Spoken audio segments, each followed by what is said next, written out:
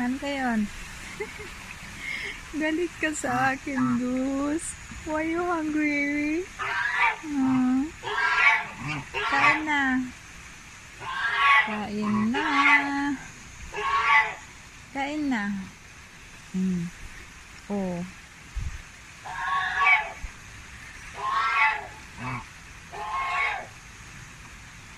Kumakain si Gus na isa. Yung isa naman parang galit.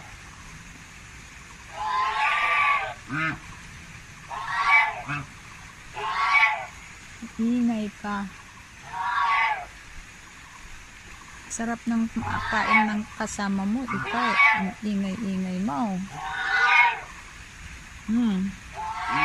What is your problem?